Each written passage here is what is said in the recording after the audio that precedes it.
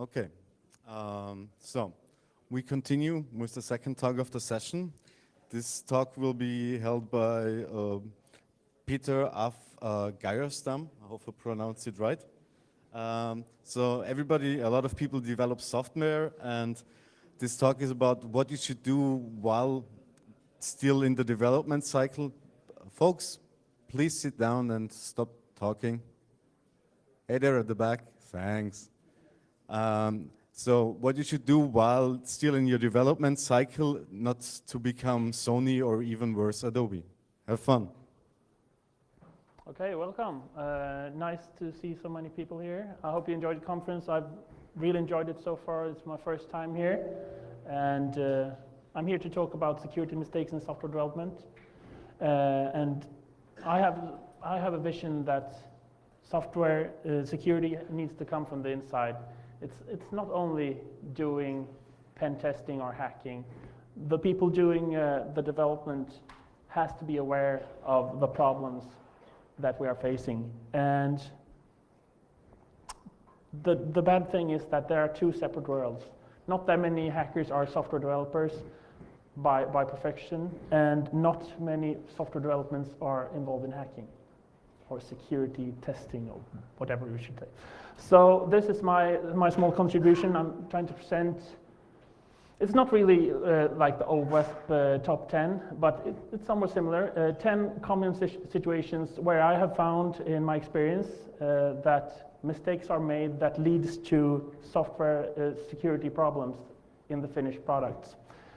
So first, some information about me, 30 seconds to get to know me a little bit better. I've been working in the software industry for about 15 years, mostly doing software development, but I've always concentrated in the security side of the development. I'm currently working for a company called Factor 10. We do mainly software renovation. We go in when there is too much pain in continuing development to try to restore order into really bad broken code bases. And I can tell you that you find really lots of interesting security stuff when you're looking at old code. Other important choices in my life, I prefer Coke. When I'm not drinking Coke, as some of you noticed yesterday, I prefer wine. Browser-wise, I mostly do Chrome. OS-wise, I have mostly been working with these two guys. That might change soon, I think. And language-wise, I have been working with pretty much everything, on and off. The last year or so, I've been working with C# and CoffeeScript, doing web apps. Much fun to be had there. So that's 30 seconds about me. Oh, one more other thing. Bitcoin, Litecoin. If you're not aware of these concepts, please be, because they're happening rather exciting things the last weeks with these two. If anyone has any ideas and want to talk about this, I'm all ears. Just grab me anytime. I'd love to hear what you think about it. But I'm in this camp right now.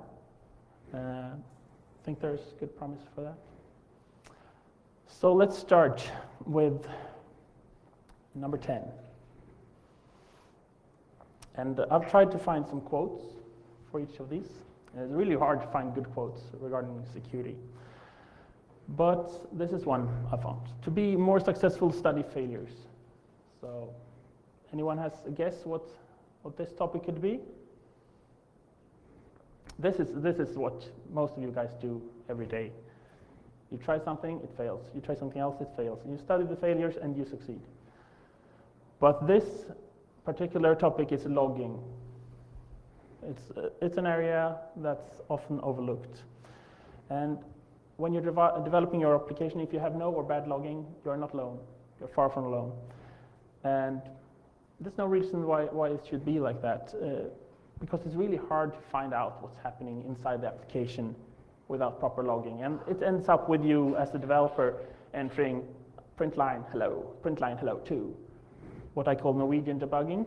It's not really practical, because if you start doing proper logging at the start of the project and get all your developers to enforce proper logging, you'll earn a lot. It'll be easier for them to develop. The testers have more information to go for, to send with the bug reports. Hey, I did this. Here's the attached log with the information that you want, because you know what you want as a developer. And after deployment, of course, invaluable to find pen testing, to find other bugs.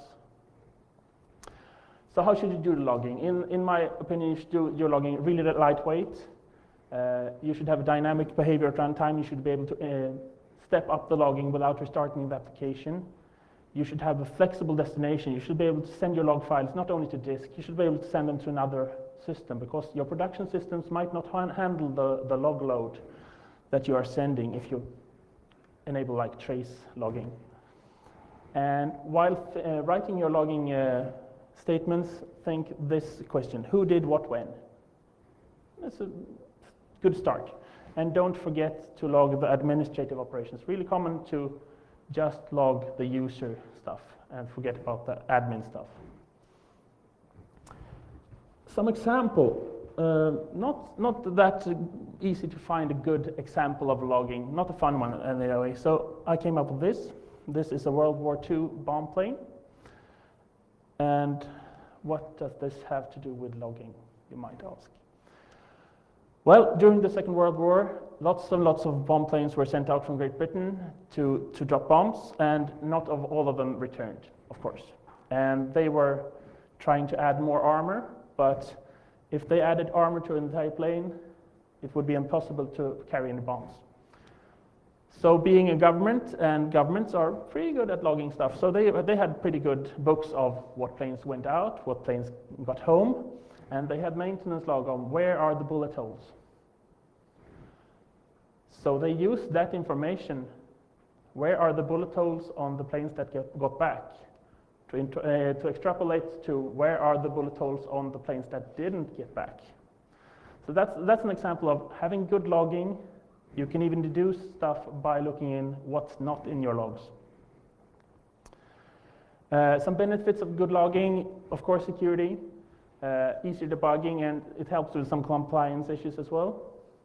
But there is something, I would say, that is too much logging. And I'll give you an example of that. This is from the Free Radius project. They have settings that enable you to log all the bad passwords. Okay, I can live with that. But the setting that logs the plain text password of all successful attempts might be too much, in my opinion. Moving on to number 9. Anyone who considers arithmetical methods of producing random digits is, of course, in a state of sin. This was said by John von Neumann, really clever guy, photographic memory, invented game theory, was part of the Manhattan Project, developed the atom bomb. Bright guy, probably knows what he's talking about, and I'm talking about the use of random numbers in applications. So an example here,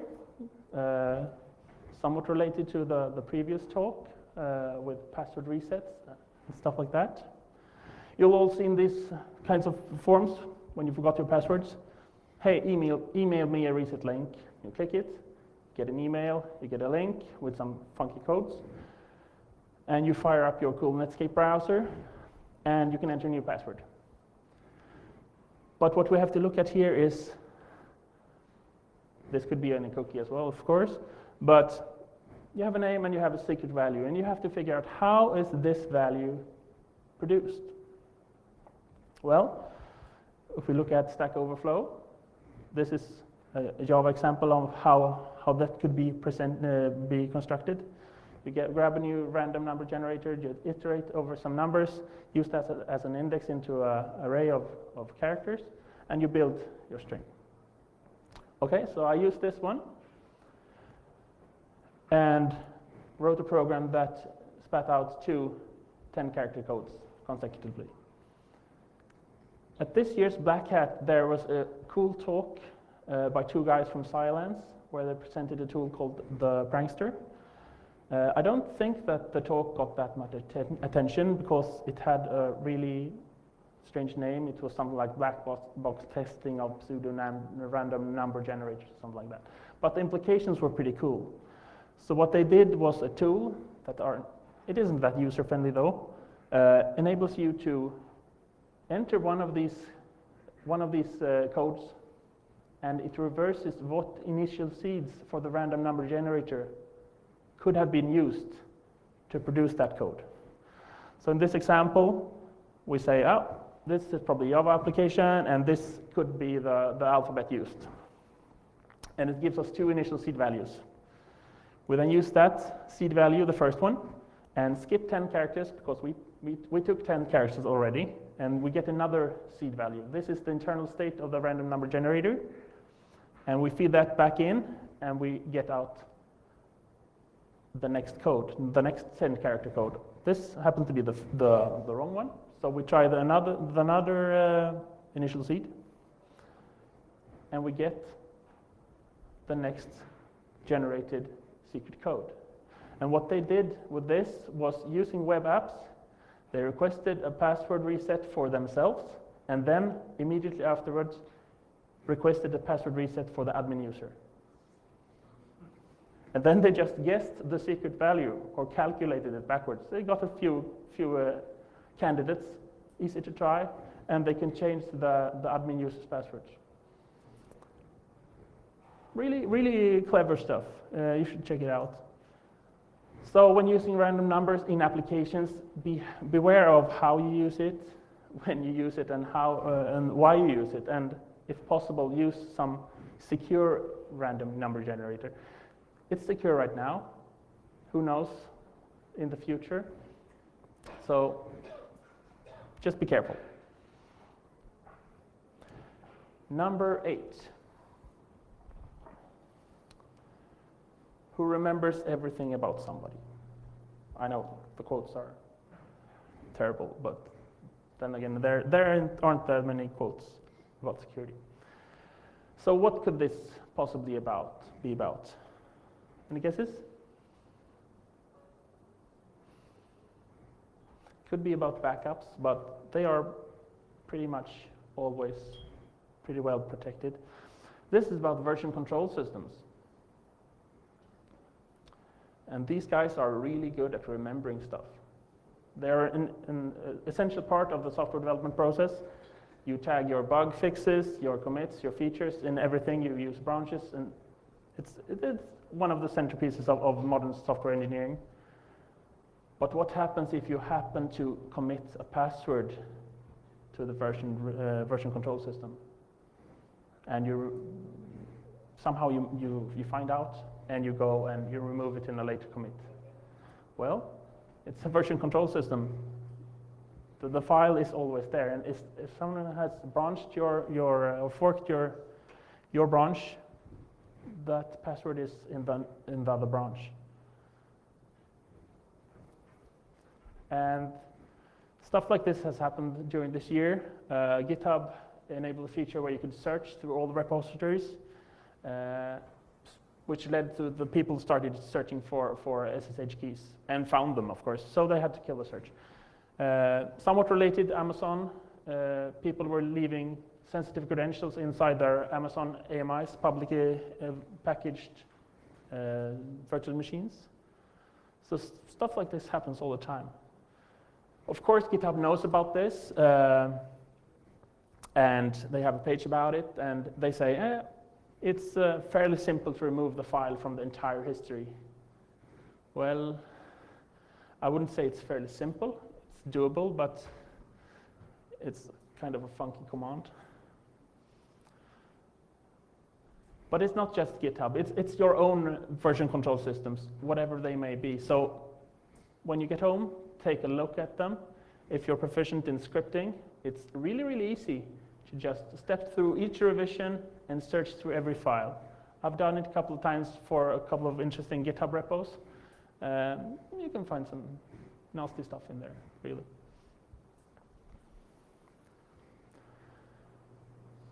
Number 7.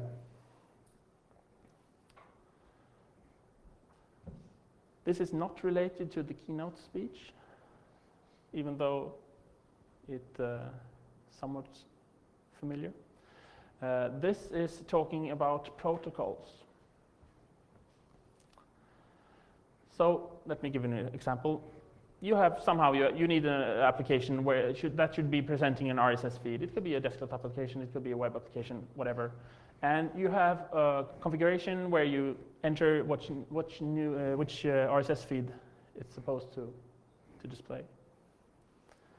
And we have good framework support for these kinds of operations in all modern languages. Java has the URL connection, C# has the web client, PHP, God forbid, has the file get contents. So it's really simple to read a URL and use it.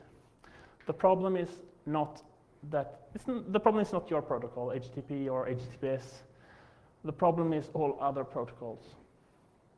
Remember the URL? URLs are not only HTTP and HTTPS. They are handled inside the languages by protocol handlers.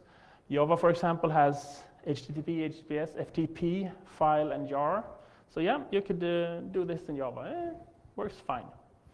C#, a bit more. FTP file, mail2, netpipe, netTCP news, NNTP, Gopher. Anyone used that in the last 20 years? It's there. But you can do this. You can read a local file, and it works. And if you don't know that the web client clause in C# will load this file, you could be toast. PHP, the language that I love to hate, has even more stuff. And you can do this if it's enabled.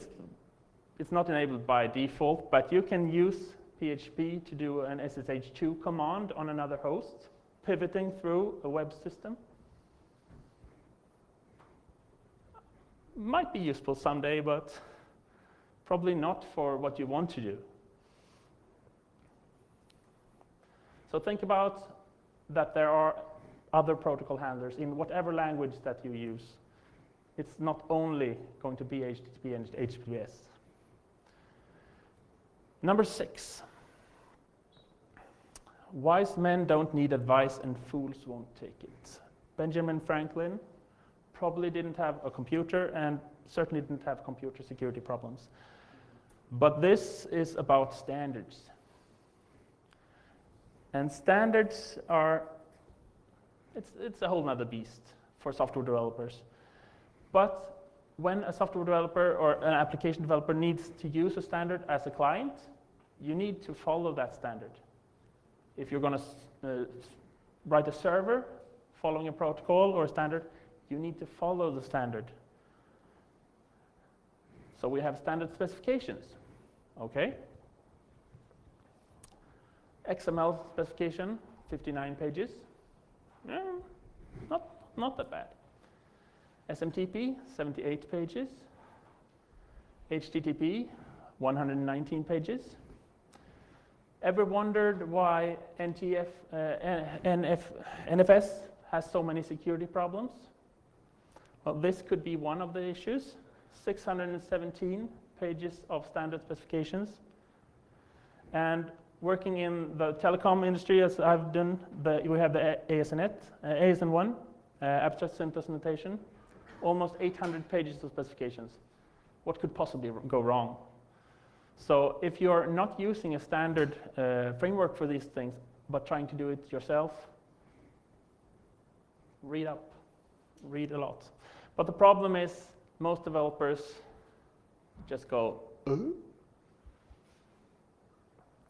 and they enter what I call the circle of bad code. And what that is that they get the new task, and it's something related to a standard. They find a working solution somehow, Google, Stack Overflow. They test it quickly. Yeah, seems to work in my browser. Okay. They commit to changes, and they pray to God that the next task is something else. All right? So an example. Say you're writing a web application, and it displays some sensitive information, and your task is you need to prevent the browser from caching this to the browser cache. Okay, fair enough. Seems reasonable. So how do you do this? Okay, we look at Stack Overflow. You send meta tags. This is the number one answer on Stack Overflow for this. This doesn't work. So if you do this, you've done it wrong. Okay, should we send some HTTP headers? Someone told me, yeah, you should just send some HTTP headers. Okay, cache control, no cache. Cache control, no store. Pragma, no cache. Cache control, private. They all look the same. Which one is the right one? Well, it turns out that the first one is a non-standard. It works in some versions of Internet Explorer. Pragma, no cache. It's not really defined for responses. It's defined for requests, but it works in Internet Explorer. And cache control, private. It's not intended for browsers at all. It's intended for proxy servers. So the correct answer is cache control, no store is the solution, but it doesn't work for IE8 under HTTP1. So you have to send the non-standard one as well. And you have to read up on this to get to know that this is the way to do it. And you need to read all these boring standard specifications to know how to do it properly. You can't just Google a solution and see that, it works for me in my browser. Moving on to number 5.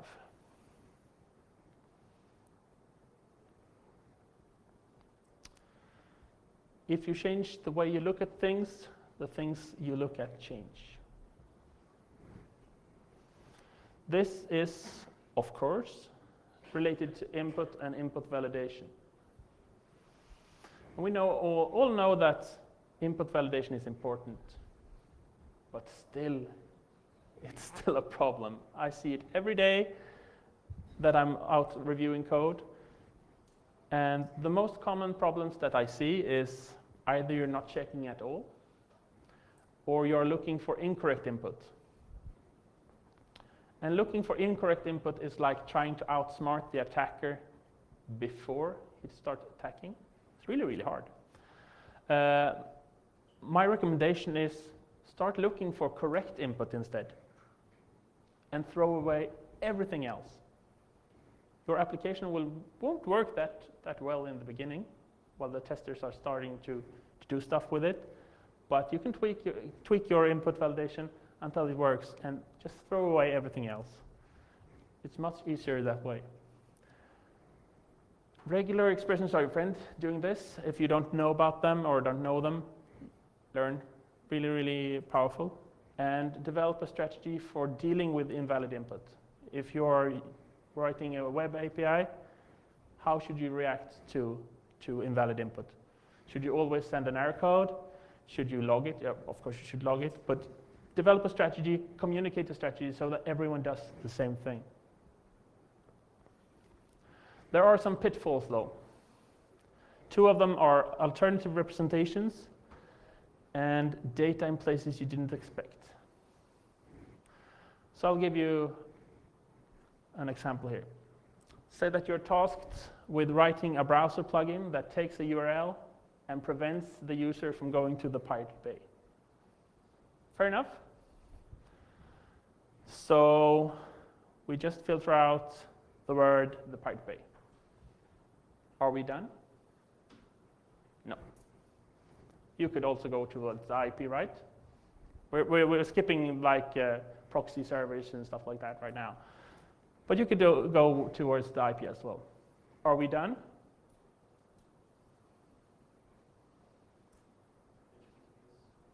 HTTPS, yeah. Let's just say we're filtering on the IP address without the protocol. Ports?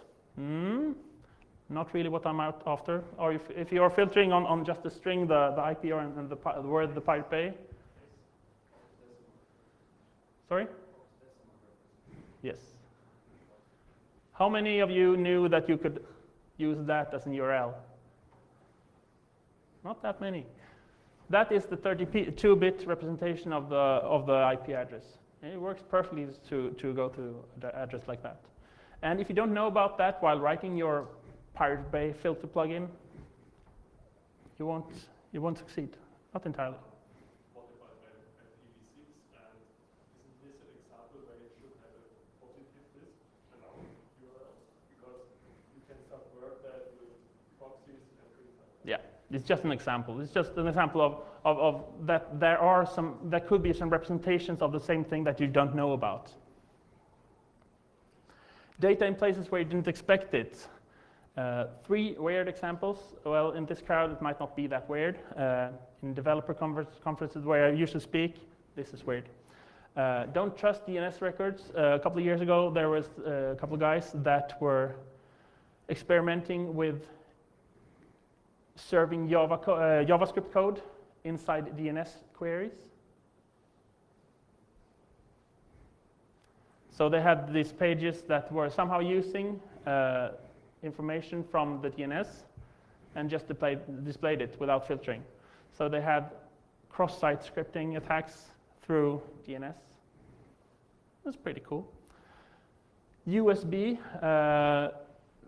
Travis Goodspeed, awesome guy, talked last year at SecT in Stockholm, probably spoke about it earlier as well, about a hardware board called the Phased Answer that he has developed that enables the user or the pen tester to impersonate any USB device and then send the data as that device.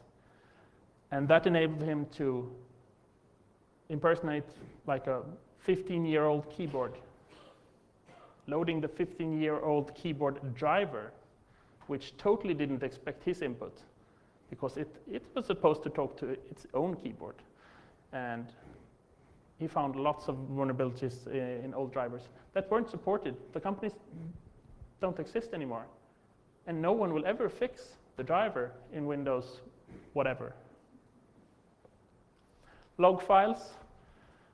We did I don't remember, I think it was a pen test, where we managed to send PHP code in the HTTP header, and it was logged to a patch log file, which was browsable. So you could just open the log file and you had shell immediately.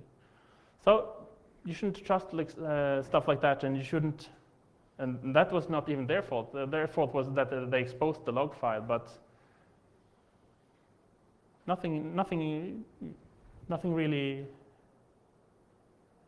happens. Or what should I say? They shouldn't have displayed the log file, and that probably needed to log the header fields as well. So there can be data. The point is there can be data where you don't expect there to be data. So moving on to number 4. There is an art of reading as well as an art of thinking and an art of writing. And this is when dealing with files. And this is somewhat related to input validation, but with the twist. As long as you as a developer are starting to reading and writing files, you need to be careful. I have seen many exploits going towards files and files reading and writing, because it's a perfect way to get stuff out of your system. The most common mistake that I've seen at clients are directory traversal attacks and file upload problems. So we have this example, it's a Java example. Some kind of code that fetches your user profile, given your name or username. And it creates a file reader, and it adds a base path over here, adds the name, and then .xml, and then starts reading it. Okay, fine. So if this was a web application, which it was, you could do this, and it would read the correct file. Fair enough. Then we start doing directory traversal attacks towards that. /admin secret. But it still adds the .xml at the end. And here is the twist that I didn't expect to work, but it did work. Null byte poisoning towards Java. Java totally respects the null byte for the file reader at least, and ends the string there, leading to you not to append the .xml in the end. The newer versions of the I/O interface is protected against this, but there are a lot of legacy applications that still use this. So I totally wasn't expecting an null byte to work in a string in Java, but it does. So it's pretty cool. File uploads is always a problem. How should you validate what is sent? I mean, if you're trying to get the user to upload an avatar or something, can you trust the content type header? Well, no, it's not. It's sent by the client. Can you trust the file extension? No. It's also selected by the client. Can you trust some magic bytes in the file? Well, maybe. Maybe not. I enjoy playing a lot of CTF games, capture the flag. And in one of those exercises, we were able to upload a file as an avatar. They were only checking the magic bytes, not the extension, which led us that we could inject scripts in the middle of the image that would get executed on the server. So file uploads are really, really hard to validate. And not the least, if you are using some third-party application for processing, like an image or something, resizing it, there might be another problem inside that application that someone can use to get inside your system. All right. Number 3. Your password must be at least 18,000 characters and cannot repeat any of your previous 30,000 characters. This is an actual Microsoft knowledge base article. This has happened. You can look it up. This is about user management, and it strongly relates to the previous talk about sessions and stuff like that. I'll get back to that in a minute. But the most common mistake when doing user management is bad luck while thinking. That and the fact that it's really boring to do. So it often gets handed over to inexperienced developers. And to them, user management looks like this. It's just a maze of stuff. And I can understand them because there are lots of design decisions that you need to take. Not only design decisions, but business decisions on how stuff is going to work. So let's see if we can find some words inside this maze and talk about them. We have password, salt, and hash. You need to decide how you are going to store your passwords.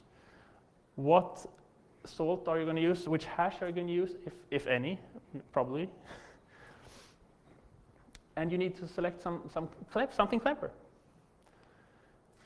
Are you going to store your users in a database or in a file? Well, databases has their pros and cons. Files have theirs. Someone needs to decide, and an inexperienced developer might not be the right person. Sessions and cookies. How are you generating your sessions? How are you storing them on the client? How are you storing them at the server side? And as the previous speaker said, should you store them as objects or just strings? Well, someone needs to decide. Probably the guy that's coding it. Administration. That's a really boring word. It's really boring to code as well.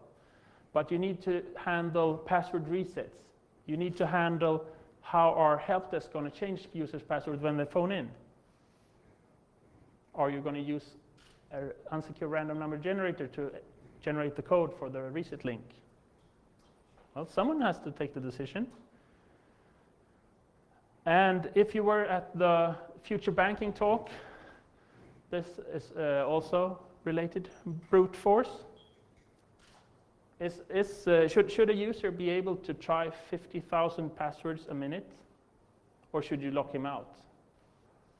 If you lock him out, should you lock him out permanently, or just for a couple of minutes? Well, what's stopping him from dosing the entire system if he has all the usernames in that case? I don't have a good solution for this, but someone needs to take a decision while they're coding.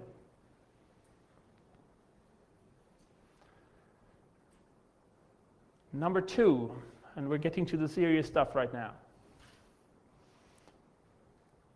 If you think cryptography is the answer to your problem, then you don't know what your problem is. Another Neumann, not related to the other one, from what I know, but we're talking cryptography.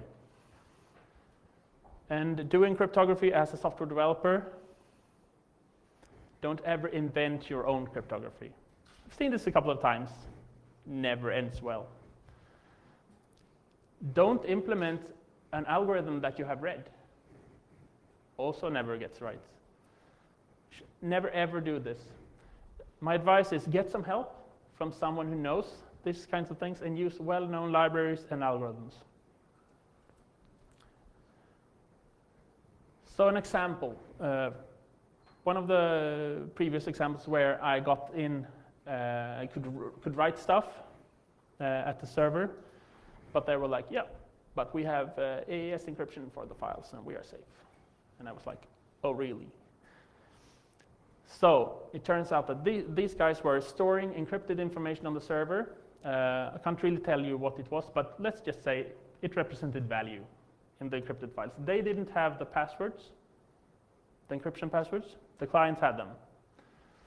So it's pretty safe stuff. We provide the storage, and you have your passwords, and we can't touch your data. Okay. And encryption is pretty complicated stuff. You guys probably know it better than me. But if you don't know exactly how it works and why it works, you can run into some problems, even if you're using like AES or some other kind of approved encryption algorithm. So what I could do with this was that I could do a bit flipping attack, which is where you can change the content of an encrypted file without knowing the key, as long as you know the content of the file. And as I knew the content of my file, let's say the contents of my file was $1,000. What was stored was the encrypted value of $1,000. What we can do then is construct some magic bytes where we XOR $1,000 with $2,000.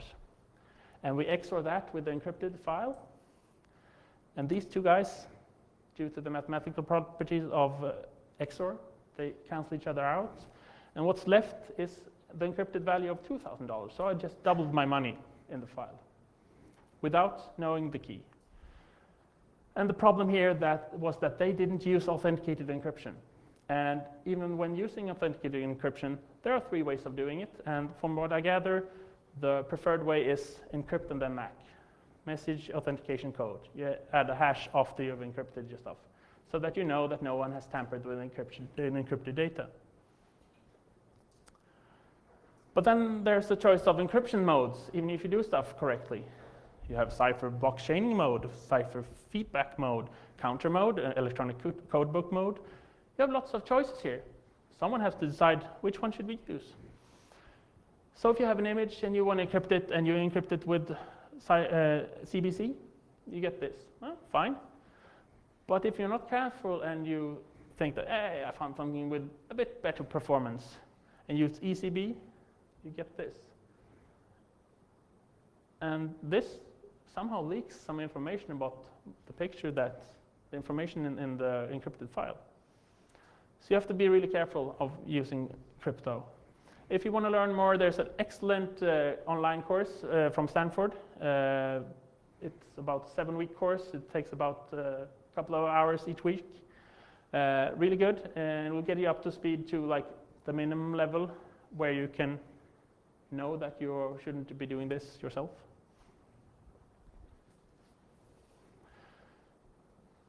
Number 1, the main problem that I have found, and remember this is just my opinions from my experience, but the number 1 reason or thing that gets software projects into trouble is described by this quote: "You can't produce a baby in 1 month by getting 9 women pregnant." There's a famous guy said that. I think everyone agrees with me. There are, however, one category, or perhaps two categories of people that don't agree with us in this. Any guess who that might be? Management and project leaders. They love increasing the amount of people working on a problem because it always gets done faster that way, and it always gets better, or not. So we have a saying in Sweden, I don't really know if it translates, but the more people making the food, the worse it tastes. And I think you all agree with me on this, because when you increase the team size and you increase it to like 10, 15 teams with 15 persons per team, it's all about communication. And the pains that you get is you get multiple interpretations of requirements, multiple interpretations of APIs and protocols, an exponential amount of connections between people, really difficult to establish a common language. What do we mean when we say, the session is broken? What session? The file, the cookie, blah, blah, blah. And there's also a problem with responsibility, I feel, with large development teams. It's always someone else's problem. Oh, I thought you took it. No, I thought he took it. And my proposed solution is, if possible, use a small amount of really good developers instead of outsourcing it somewhere where you can get 10 developers for the price of one, or just increasing the team size. Use a small amount of developers if possible. I know as a developer you can't make the decision, but those of you that are in a position to command over this, consider it. That was my 10 points. Logging. Try to implement logging early. Beware when you're using random numbers. Take care of what you put into your version control system. Be aware that there are different protocol handlers in many default implementations of frameworks. Use the standards appropriately. Always filter your input. Be careful when using files.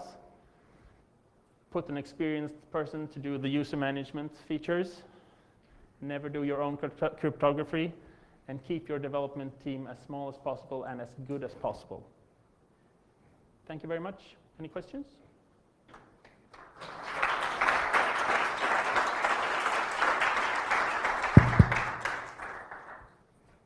After point 6 standards, did you fix the Stack Overflow answer, which stated the wrong answer to the caching problem? No. I did not, I admit it. I should do that, I promise. So, any more questions? Then one from my side. How do you get the developer team, or if you analyze the stuff, to go back and fix it if they like wasted so much time and nobody wants to take responsibility? That's more of the project management issue. But I feel that if you're using smaller teams, people tend to take more responsibility, and if you're using really good people, they have more of a pride in their work. So they often go back and fix stuff on their spare time. Did that answer your question?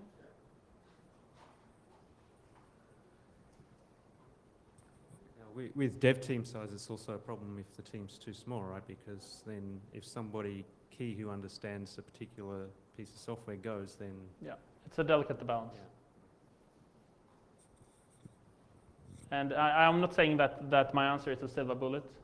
I'm just saying, as a management, don't try to just push in more people when the deadline starts slipping, because it hardly gets a better quality.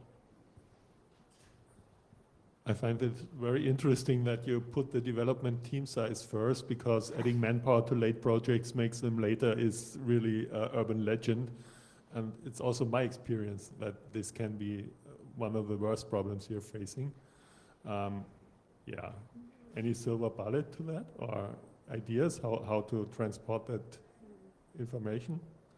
No, Unfortunately not.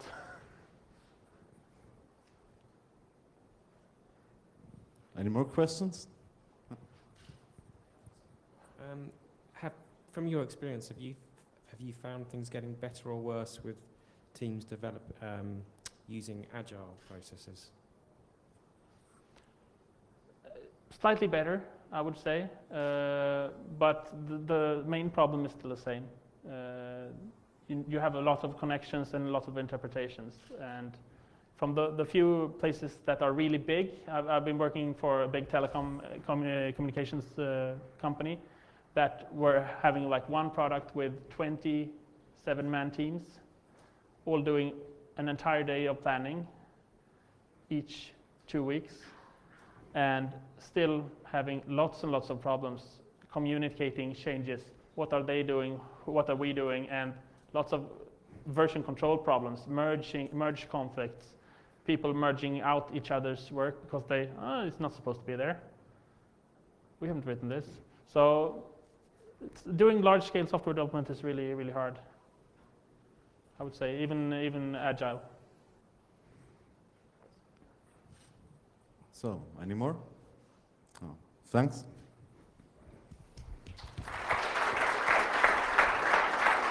So, now we're into the coffee break.